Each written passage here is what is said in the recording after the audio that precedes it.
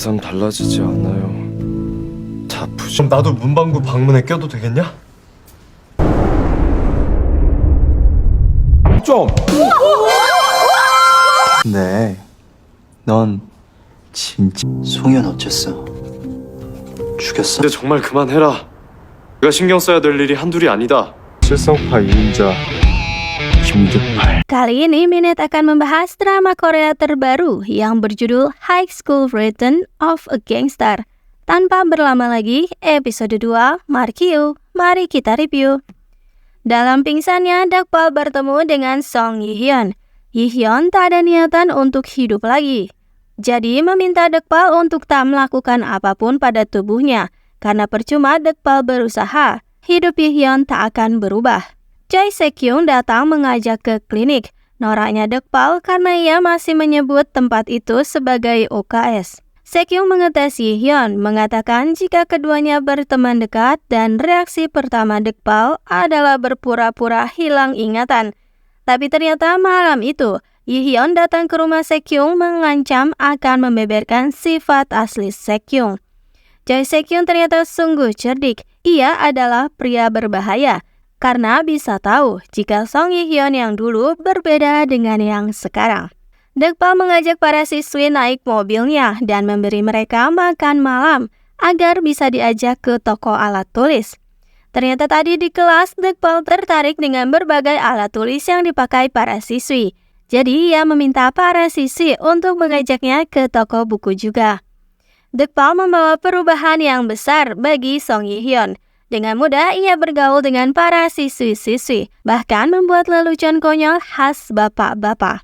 Saat olahraga pun Song Yi-hyun alias Dakpal membuat semua keheranan karena ternyata ia jago dalam berolahraga. Se-kyung merasa yakin akan firasatnya karena sungguh aneh Song Yi-hyun bisa bergaul dengan begitu mudahnya.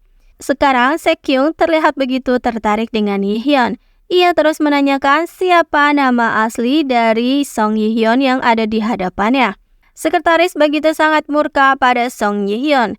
Jadilah ia menyuruh geng Chil-sung untuk membereskan. Sebelumnya ia datang ke sekolah untuk membereskan dokumen Yi-hyun dan berniat memindahkannya ke luar negeri. Tapi tentu Dakpal tak bisa dikalahkan. Ia membuat emosi sekretaris berada di puncaknya. Bahkan sekretaris sampai menampar Dakpal. Dakpal tak gentar. Ia mengancam balik si sekretaris, lalu mengambil kacamata dan menginjaknya. Malam harinya, Dakpal kebingungan mengisi soal.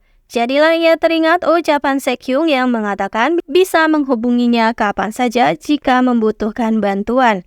Se-kyung langsung menjawab pertanyaan dan entah apa yang terjadi malam sebelum Yi-hyun terjun dari jembatan. Se-kyung begitu ketakutan dalam tidurnya mengingat kejadian itu. Dakpal fokus olahraga lagi untuk melatih tubuh melehoi Yi-hyun. Ketika sedang berendam di sauna ala-ala gangster, ia bertemu dengan gangster baru. Karena telah kurang ajar padanya, jadilah Dakpal memberi pelajaran pada pria bertubuh besar itu. Dakpal memperkenalkan dirinya jika ia adalah orang nomor 2 di Chil-sung. Setelahnya, anggota geng itu pun takluk.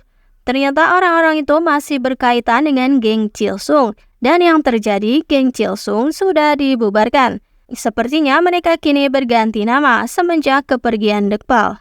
Tiba-tiba Se-kyung bertamu ke rumah Yi-hyun. Begitu ada kesempatan, ia menggeledah kamar mencari keberadaan Yi-hyun yang asli. Aksinya ketahuan oleh Dakpal. Dakpal kebingungan entah mengapa Se-kyung terobsesi pada Yi-hyun yang dulu. Hingga akhirnya Dakpal mengatakan jika setelah Yi-hyun mendatangi rumah Se-kyung, ia telah terjun dari jembatan. Dengan ragu Se-kyung bertanya, apa itu artinya Yi-hyun yang asli sudah tiada? Namun belum sempat dijawab. Ibu Yi-hyun yang depresi itu mengamuk karena tak diberikan miras. Yi-hyun mencoba menenangi, namun ia malah dapat tamparan keras dan ibu terus menyalahkan akan kehadiran Yi-hyun di hidupnya. Se-kyung mengambil kesempatan lagi dengan membawa sampel rambut Yi-hyun. Dan untuk menghilangkan stres, Dakpal malah mengajak Se-kyung ke ruang mendengar musik klasik, sungguh hobi khas bapak-bapak. Setelahnya, Se-kyung masih ingin mendengar jawaban tentang apa yang terjadi pada Yi-hyun yang asli. Dekpal meminta Sekyung untuk berhenti karena masalahnya kini sudah sangat banyak. Dan lagi-lagi aksi Sekyung ketahuan. Dekpal tahu jika Sekyung sudah mengambil sampel rambutnya tadi. Hidup Sekyung ternyata tak mudah juga. Ia begitu cemas harus menghadapi ayahnya sendiri. Ayahnya adalah seorang jaksa yang begitu sangat tegas. Sekyung takut akan ayahnya sendiri. Lagi-lagi di sekolah Yihyun dijegal oleh gengnya Jaemin. Diperlihatkanlah video-video ketika Yihyun sedang dikebuli. Dekpal pun murka hingga ia merusak ponsel si kebuli. Dekpal mempersilahkan Jaemin untuk memukulnya terlebih dahulu.